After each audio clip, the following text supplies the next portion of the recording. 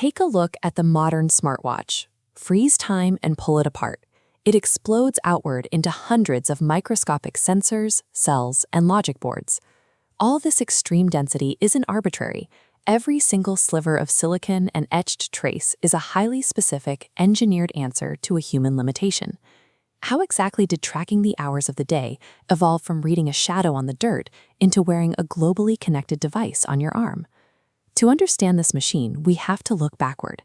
Every microscopic part packed inside that casing is actually a physical tombstone for a historical problem we had to solve. The absolute baseline for tracking time is, and always was, entirely dependent on the rotation of the Earth.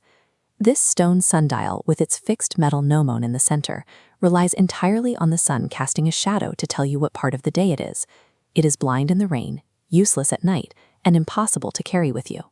That severe environmental constraint created a massive gap in human capability.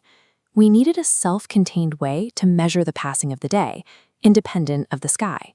To make timekeeping truly useful, we had to forcibly detach it from nature and build a system that could tick forward mechanically on its own. The answer came in the form of physical tension. By tightly winding springs and using them to slowly drive interlocking gears, humans figured out how to simulate the steady march of time indoors. This leap required dense, durable materials. Artisans began relying on heavy metals like brass and iron, cutting rigid teeth into the alloys to ensure the kinetic energy released evenly.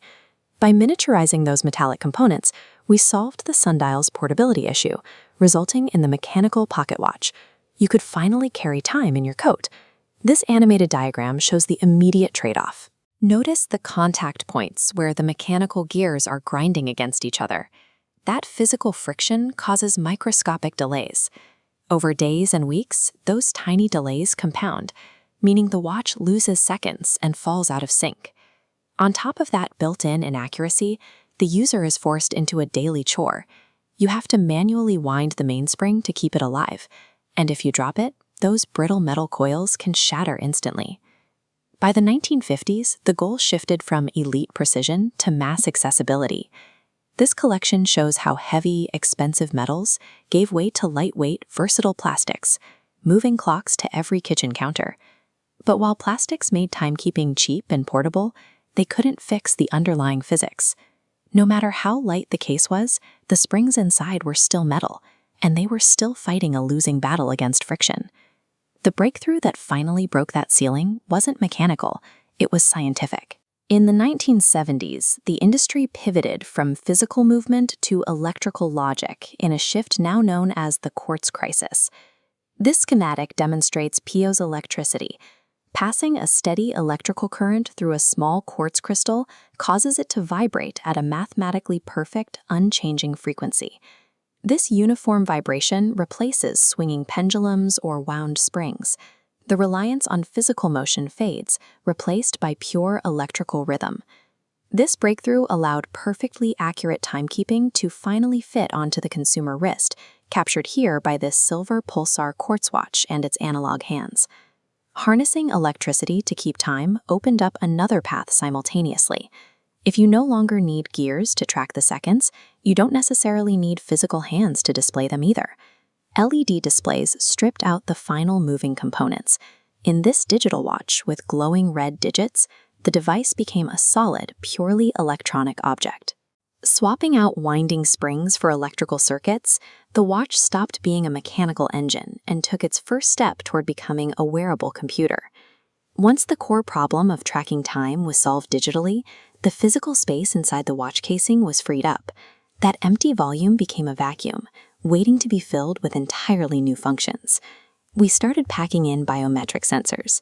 Optical lights that track heart rate and blood oxygen levels turn it into an active, continuous health monitor. Then came the microantennas. Engineers threaded microscopic receivers around the perimeter of the casing, silently linking your wrist directly to global GPS satellites and cellular networks. To house and protect all of this delicate hardware, the heavy metals and cheap plastics of the past were replaced. The modern chassis relies on forged carbon fiber, scratch-proof sapphire glass, and high-density lithium-ion batteries to power the constant data stream. Place this hyper-capable computer next to that original stone sundial. On one hand, you have a several hundred-pound rock that requires a cloudless sky. On the other, a few grams of sapphire and silicon that can map your heart rate while communicating with a satellite 12,000 miles above the Earth.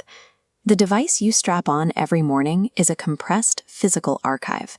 Every millimeter of its design holds the answer to a specific limitation our ancestors spent decades trying to break. If human ingenuity took us from a shadow cast on dirt to a globally connected wrist computer in just a few centuries, what invisible bottleneck are we living with right now that will force the next evolution?